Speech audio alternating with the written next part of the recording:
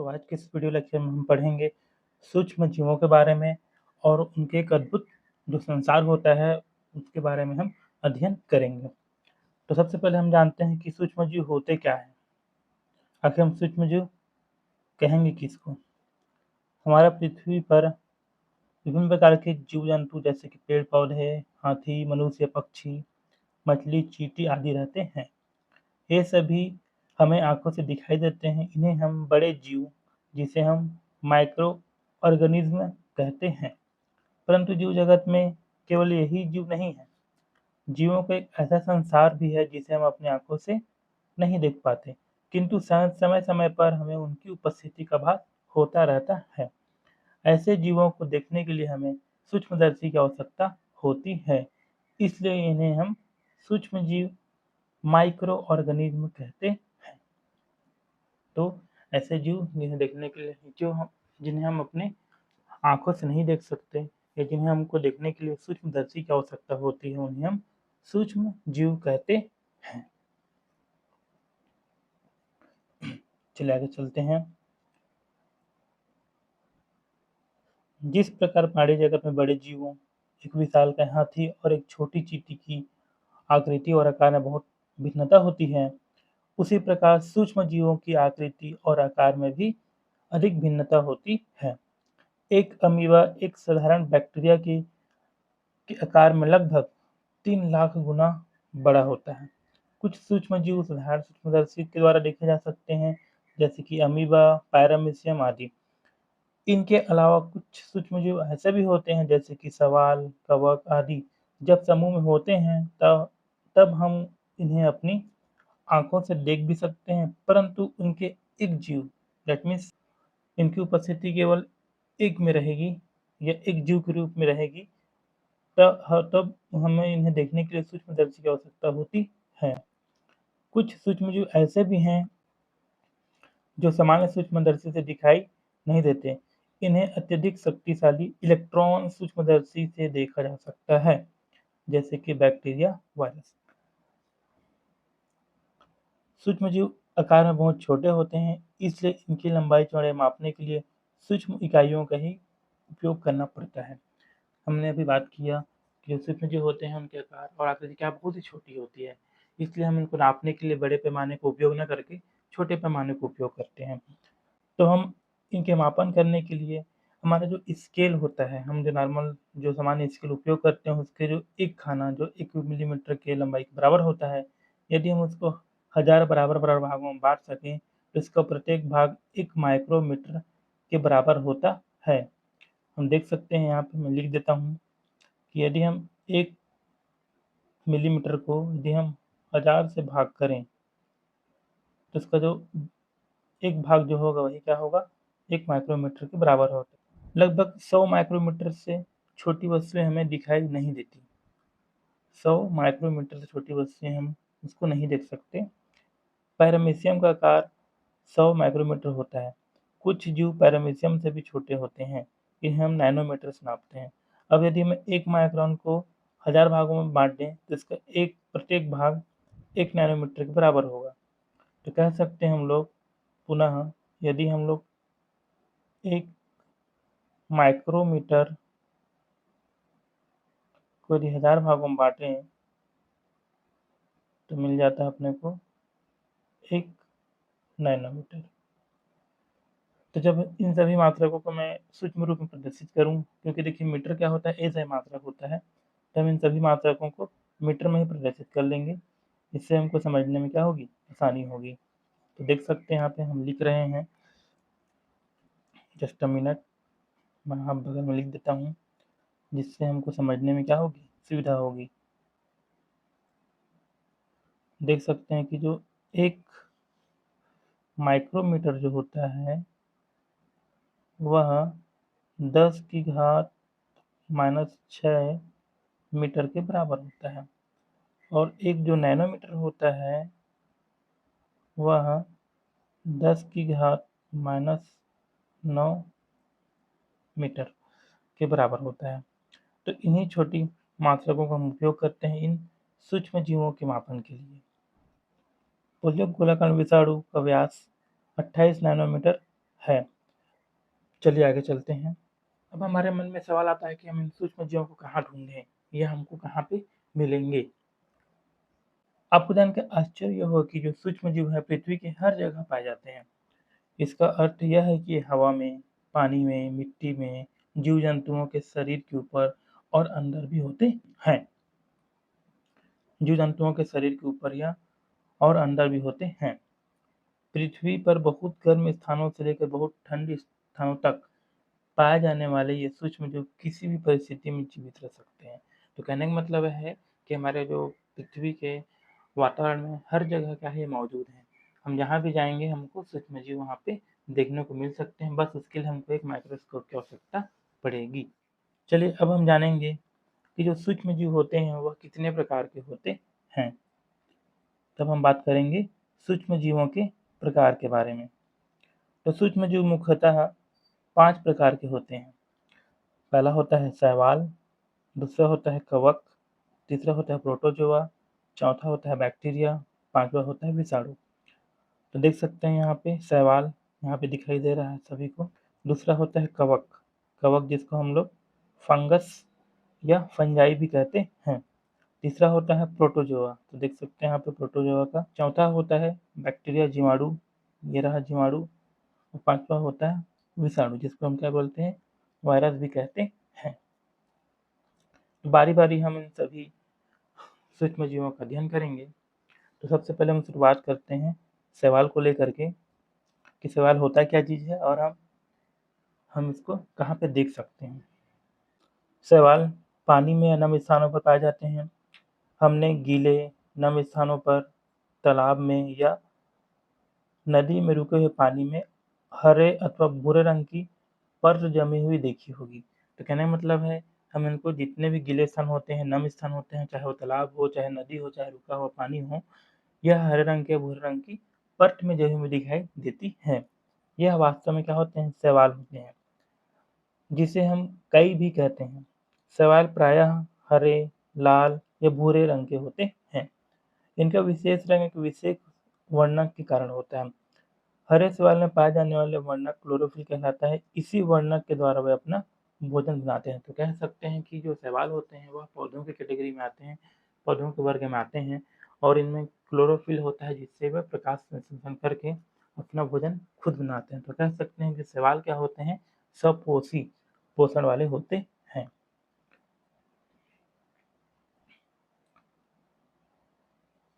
तो इस प्रकार हमने देखा कि सभी शैवाल हरे रंग के हैं तथा आकार में भिन्न-भिन्न होते हैं।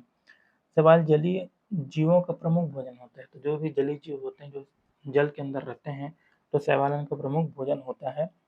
साथ ही मनुष्य द्वारा भी खाद्य पदार्थ के रूप में इनका उपयोग किया जाता है।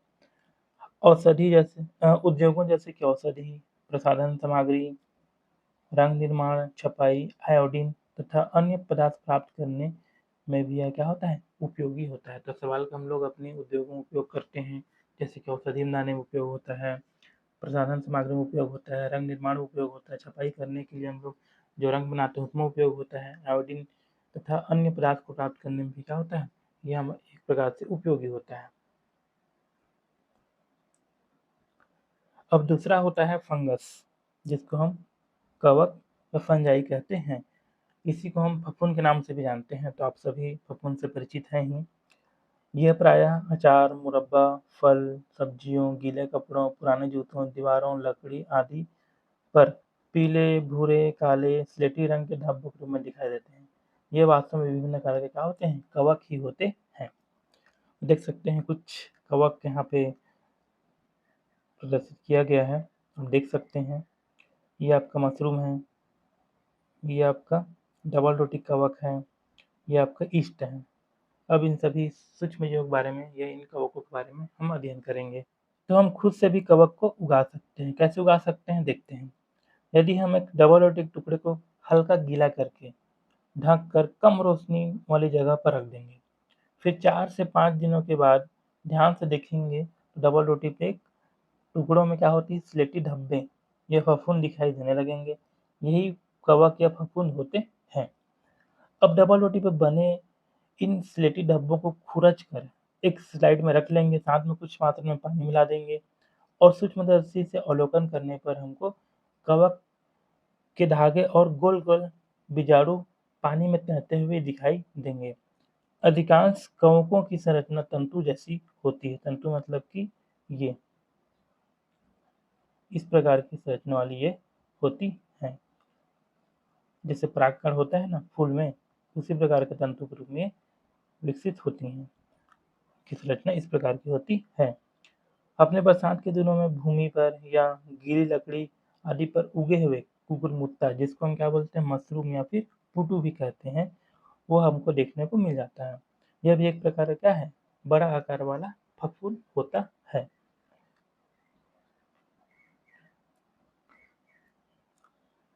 जब आप रोटी, पूड़ी, पराठा या ब्रेड खाते हैं, तब इनमें सबसे ब्रेड अधिक स्पंजी और मुलायम लगती है।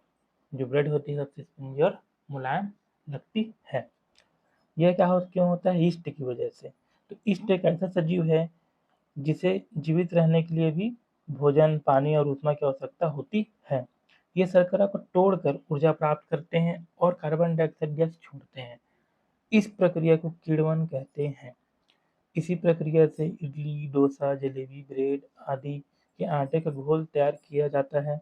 प्रक्रिया में बनी कार्बन डाइऑक्साइड आटे में फंस जाती है। तो ये जो कार्बन डाइऑक्साइड जब ये यीस्ट जब अपना पोषण करता है, जीवित रहने के लिए जो भोजन, पानी और ऊष्मा जो ग्रहण करता है, तो क्या होता है ये शर्करा को तोड़कर ऊर्जा प्राप्त करता है। इस दौरान क्या होता है, कार्बन डाइऑक्साइड गैस मुक्त होता है। इस प्रक्रिया को हम किण्वन कहते हैं। इसी प्रक्रिया से जो इडली, डोसा, जलेबी, ब्रेड आदि का निर्माण होता है और आटे का घोल जब हम तैयार करते हैं, तो जो यीस्ट होता है शर्करा को कार्बन डाइऑक्साइड में बदल देता है।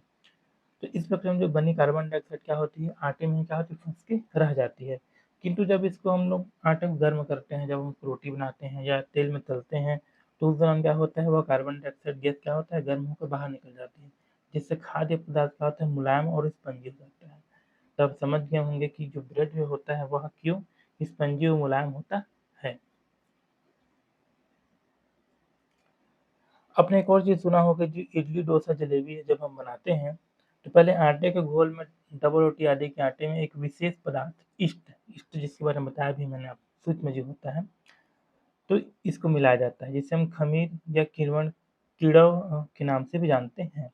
खमीर एक कोशिकीय मृतुजीवी कवक है। मृतुजीवी कहने का मतलब है जो मृत वस्तुओं के से अपना पोषण करती है, उसको हम बोलते हैं मृतोपजीवी कवक, जो मृदा एवं वायु में उपस्थित रहता है। और यह शुष्क अवस्था में पाउडर अथवा गोली के रूप में 4 वर्षों तक रखा जाता है। किस रूप में, गोली के रूप में, शुष्क रूप में या फिर पाउडर के रूप में, इसको 4 वर्ष तक रखते हैं इसको सुरक्षित करके। यह बाजार में आसानी से उपलब्ध होता है। कभी कभी यीस्ट डालने पर भी इडली डोसे के मिश्रण को कुछ घंटों तक रख देने से वह मिश्रण फूल जाता है। यदि हम यीस्ट नहीं डालना चाहते तो क्या होता है, तो वायुवर्ण उपस्थित होते हैं, तो कुछ मात्रा में क्या करते हैं, यदि हम लोग आटे को, लोई को यदि हम लोग कहीं सुरक्षित स्थान पर रख देंगे, तो क्या होता है, उसमें यीस्ट उत्पन्न हो जाता है और उसके कारण से क्या होता है, वह शर्करा को कार्बन डाइऑक्साइड में बदल जाता है और मिश्रण क्या होता है, फूल जाता है। आगे चलते हैं। हम जानते हैं किण्वन एक ऐसी प्रक्रिया होती है जिसके द्वारा शराब, बियर, सिरका आदि बनाया जाता है। तो अभी हमने जाना कि किण्वन किसको कहते हैं, जब यीस्ट या फिर सूक्ष्मजीवी कवक की उपस्थिति में शर्करा को का पाचन होता है, या शर्करा को जब यीस्ट खा करके कार्बन डाइऑक्साइड गैस प्रोड्यूस करता है, तो इसी प्रक्रिया के दौरान क्या होता है, ये इसी प्रक्रिया से शराब, बियर का और सिरका का निर्माण होता है। कोको के अन्य लाभ भी हैं। हमारे आसपास पाए जाने वाला कुकुरमुत्ता या मशरूम, जिसे हम खुम्भी, फुटुक नाम से भी जानते हैं, यह कवक होता है जिसको हम खाते हैं।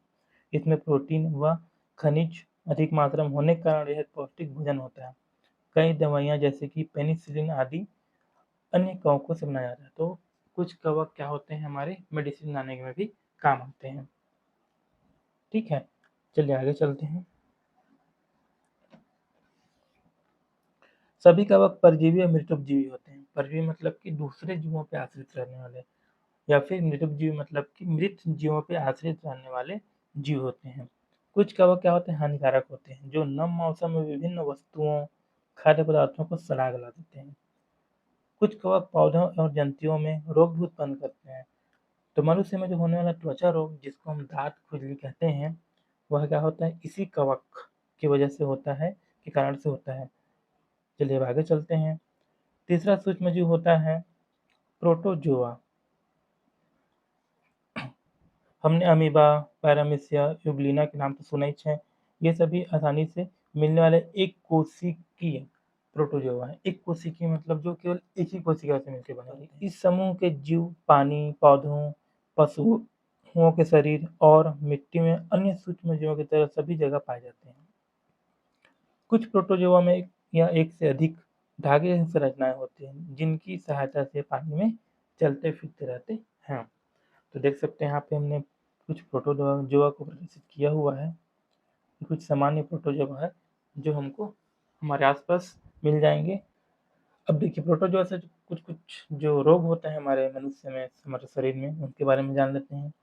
मलेरिया रोग मादा एनोफिलीज मच्छर काटने से होता है, किंतु आपको जानकर आश्चर्य होगा कि यह मच्छर मलेरिया के रोगाणु प्लाज्मोडियम नामक प्रोटोजोआ के वाहक होते हैं।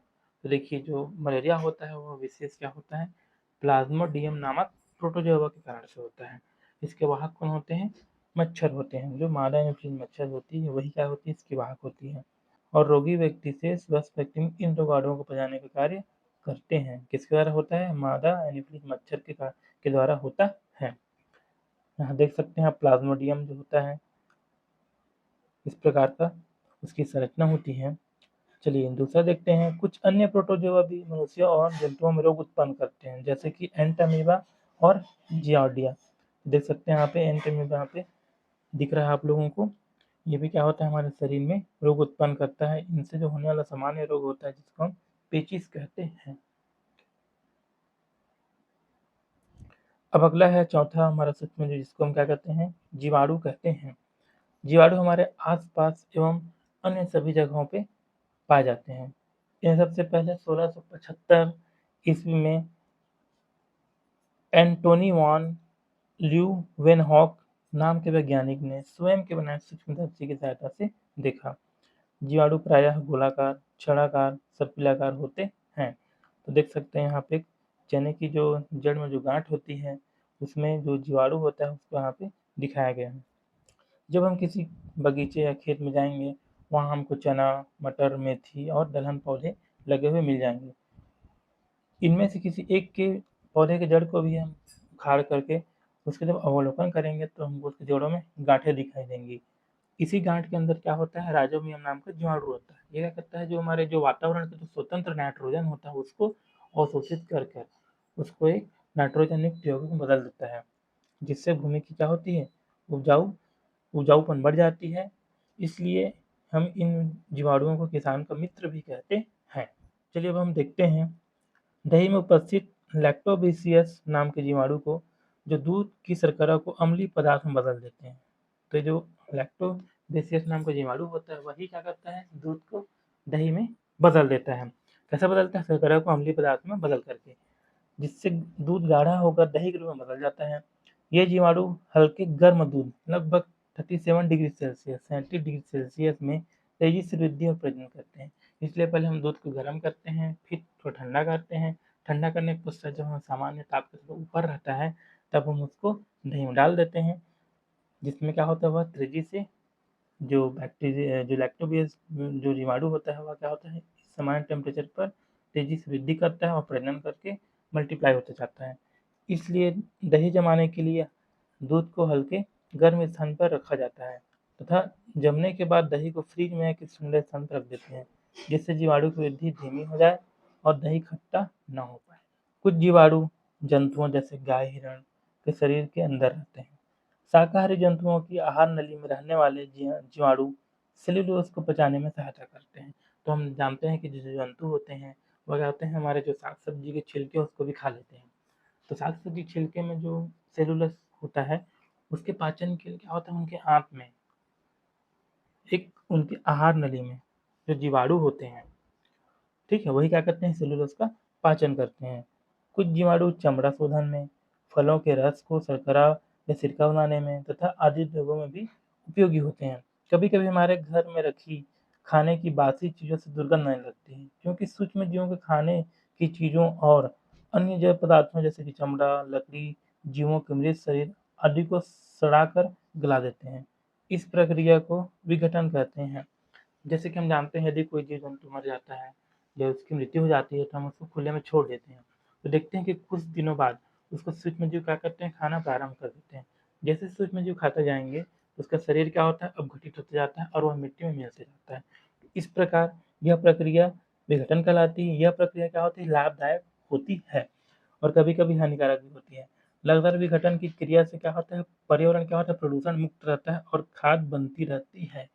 तो इन्हीं जैसे कभी-कभी क्या होता है गाँव में साग-सब्जी के छिलके होते हैं, तो जब हम उसको किसी गड्ढे में डालते जाते हैं तो क्या होता है, सूक्ष्मजीव उसको खाते जाते हैं और उससे क्या है, खाद बनते जाता है। जीवाणु हमारे लिए बहुत ही उपयोगी के साथ-साथ हानिकारक भी होते हैं। ये जीवधारियों में रोग उत्पन्न करते हैं। मनुष्यों में कई रोग जैसे कि हैजा, तपेदिक जिसको हम टीबी कहते हैं, टिटनेस, निमोनिया, डिप्थीरिया, कुष्ठ रोग आदि रोग क्या करते हैं, उत्पन्न करते हैं। अब हम बात करेंगे सूक्ष्मजीव विषाणु के बारे में। ये अति सूक्ष्मतम जीव होते हैं। इन सूक्ष्मजीवों को देखने के लिए हमको इलेक्ट्रॉन सूक्ष्मदर्शी की आवश्यकता होती है। ये बहुत ही सूक्ष्म होते हैं अन्य सूक्ष्मजीवों की तुलना में। ये केवल अन्य पोषक जीवों के शरीर पर वृद्धि कर सकते हैं। इनकी उपस्थिति का पता उन पोषक जीवों पर हो रहे अनेक प्रभाव के द्वारा लगाया सकता है। यदि ये क्या होते हैं, जब किसी जीवित शरीर में जब चले जाते हैं किसी भी माध्यम से, तब क्या होते हैं, जीवित हो जाते हैं। ठीक है? तो इनकी उपस्थिति का आभास तब होता है जब वह किस जो जीवित शरीर होता है उसमें क्या होता है, विभिन्न प्रकार के प्रभाव उत्पन्न करता है, उसके बाद ही क्या होता है हम उसको पता कर सकते हैं। ऐसे विषाणु जो पौधे में रहते हैं उन्हें वनस्पति वायरस, जंतुओं में पाए जाने वाले विषाणुओं को जंतु वायरस तथा बैक्टीरिया में पाए जाने वाले वायरस को बैक्टीरियोफोज कहते हैं। बैक्टीरियोफोज वायरस गंगा जल में पाए जाते हैं। देख लीजिए गंगा जल में क्या कौन सा वायरस पाया जाता है, बैक्टीरियोफेज वायरस गंगा जल में पाए जाते हैं। यह भी निश्चित नहीं है कि इन्हें हम सजीव कहें या निर्जीव कहें। क्या होता है कि जो विषाणु जो होते हैं, वह क्या होता है, जो जीवित शरीर के अंदर क्या होता है, जीवित रहते हैं, लेकिन जैसे जीवित शरीर से बाहर आते हैं, इन लोग क्या होता है, मृत हो जाते हैं। तो इनको हम जीवित कहें या हम इनको सजीव कहें कि निर्जीव कहें, वो भी क्या है, एक अपने आप में कन्फ्यूज़न, एक कन्फ्यूज़न वाला टर्म है कि हम उनको सजीव कहें कि निर्जीव कहें। क्योंकि पोषक कोशिका के बाहर ये निर्जीवकरण हो जाते हैं। कुछ वैज्ञानिक इन्हें सजीव और निर्जीव के बीच की कड़ी भी मानते हैं।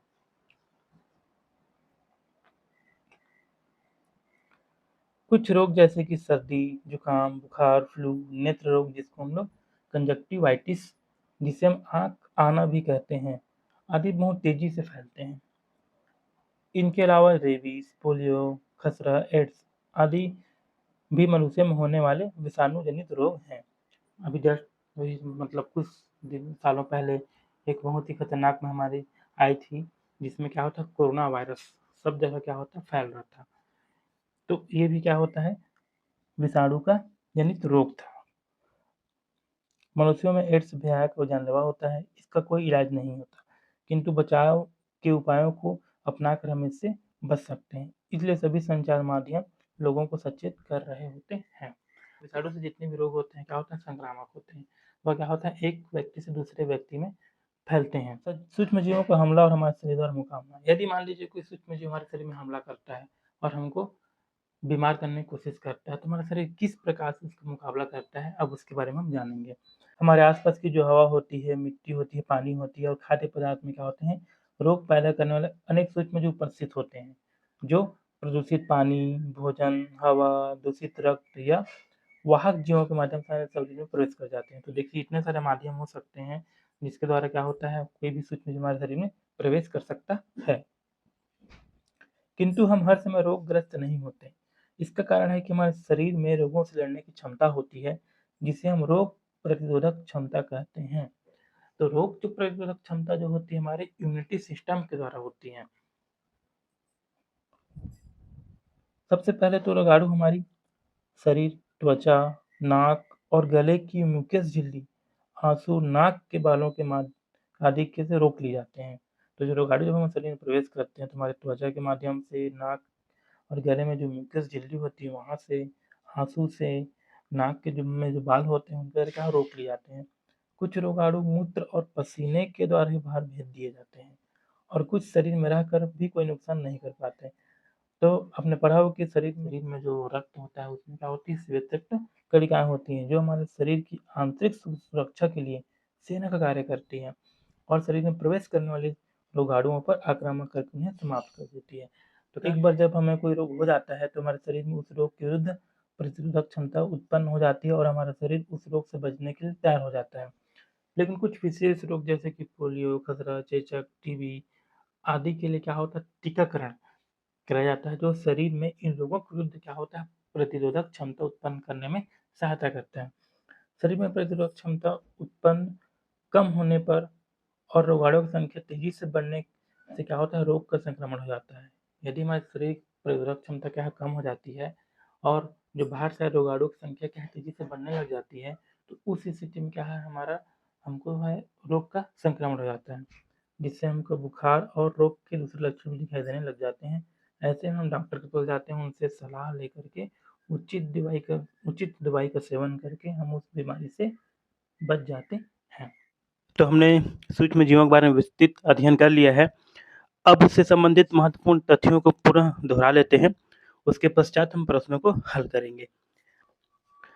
ऐसे जीव जो साधारण आँखों से नहीं दिखते, जिन्हें देखने के लिए सूक्ष्मदर्शी की आवश्यकता होती है, उन्हें हम सूक्ष्म जीव कहते हैं।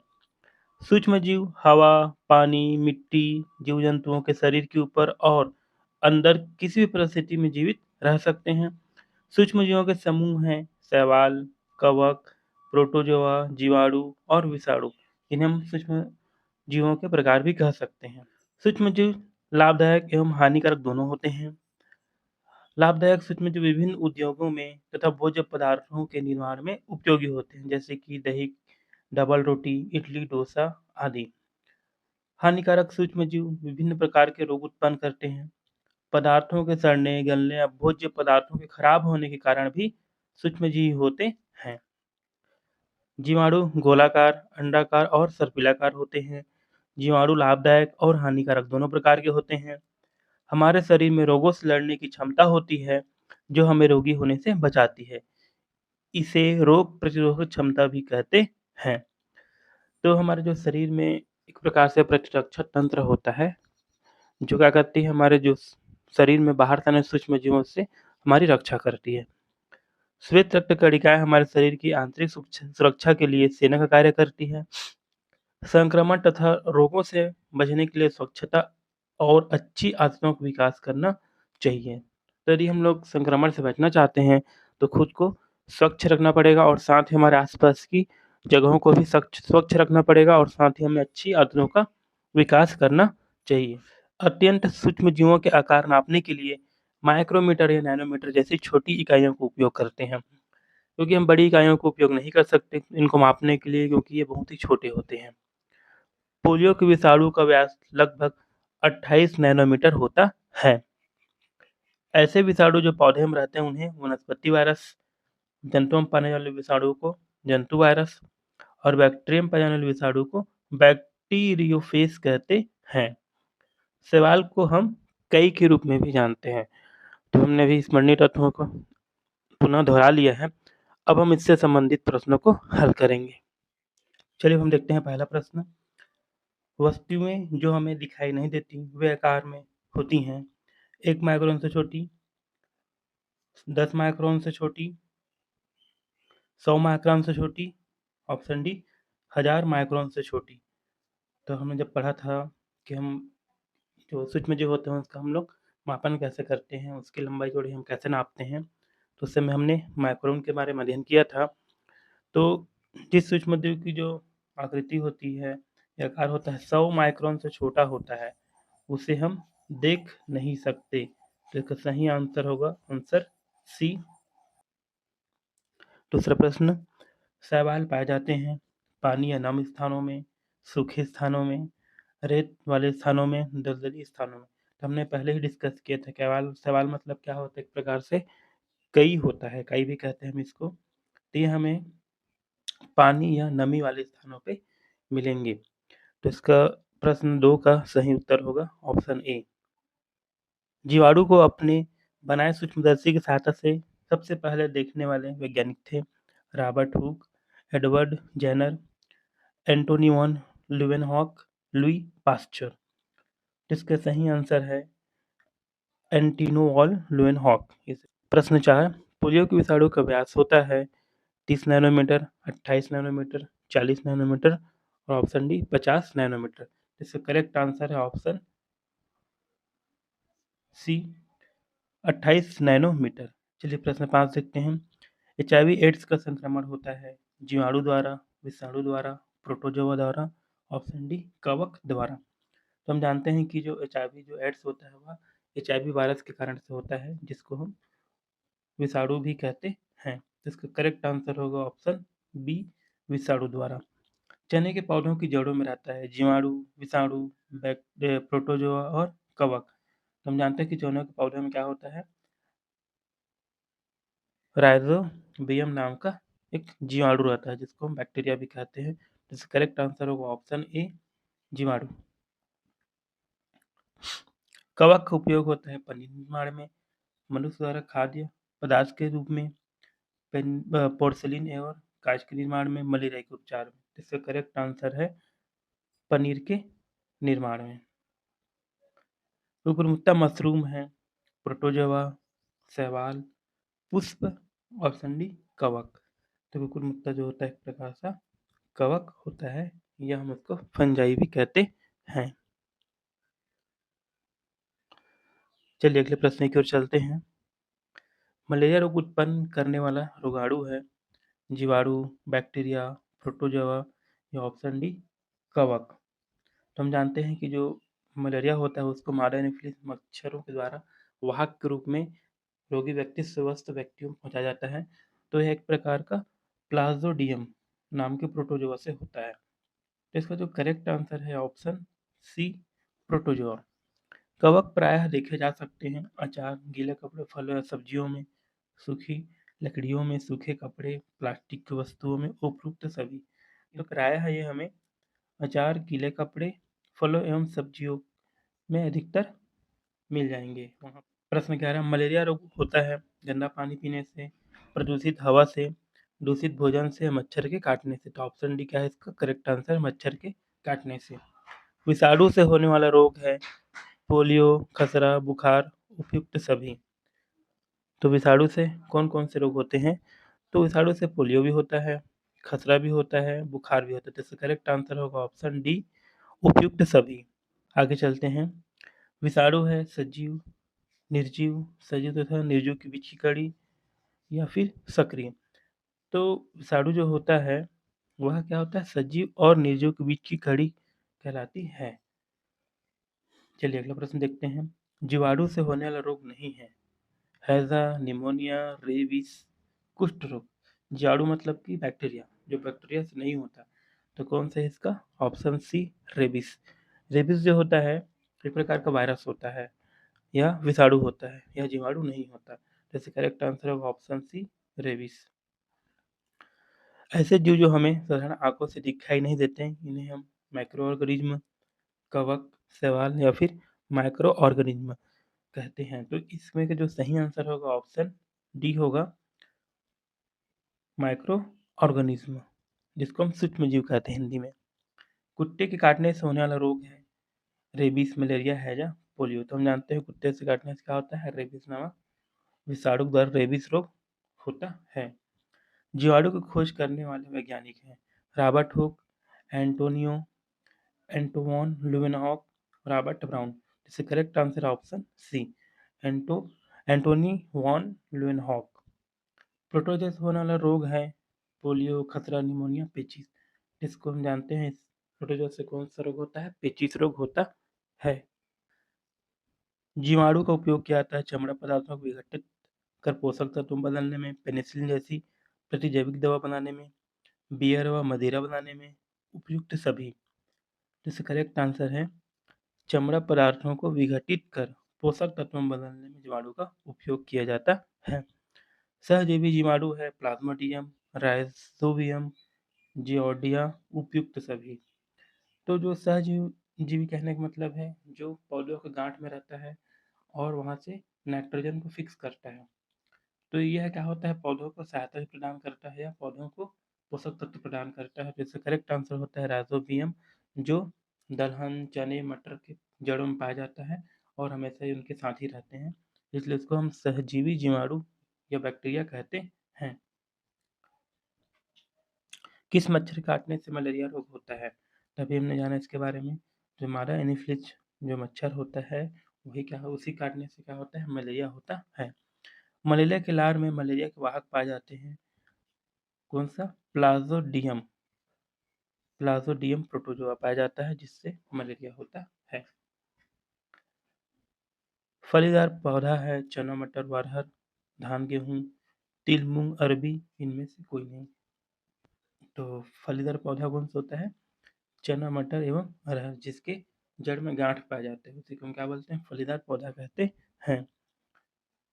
शरीर में रोग प्रतिरोधक क्षमता कम होने से रोगाणुओं की संख्या बढ़ती है, कम होती है, हल्की होती है, इनमें से कोई नहीं। तो जैसे-जैसे हमारे शरीर की रोग प्रतिरोधक क्षमता क्या होगी? कम होती जाएगी, तो हमारे शरीर में जो सूक्ष्म जीव होते हैं, वो क्या होता है, जल्दी से जल्दी बढ़ते जाते हैं, तो इनकी संख्या क्या होती है? बढ़ती चली जाती है। अब अंतिम प्रश्न देखते हैं। अत्यंत सूक्ष्म जीवों के आकार मापने के लिए उपयोग करते हैं नैनोमीटर, मिलीमीटर, किलोमीटर, मीटर। तो हम जानते हैं कि ये 3 इकाइयाँ क्या होती हैं? बड़ी इकाइयाँ होती हैं। जो नैनोमीटर होती है, वो सबसे छोटी इकाई होती है। तो हम बोल सकते हैं कि जो सूक्ष्म जीवों का आकार को नापने के लिए हम मैनोमीटर का प्रयोग करते हैं। तो इस प्रकार हमने सूक्ष्म जीवों के बारे में अध्ययन किया, उससे संबंधित महत्वपूर्ण तथ्यों को दोबारा दोहराया और साथ में उससे संबंधित प्रश्नों को हल किया। तो इस प्रकार हमारे सूक्ष्म जीवन वाला जो अध्याय है, चैप्टर है, यहीं पे खत्म होता है।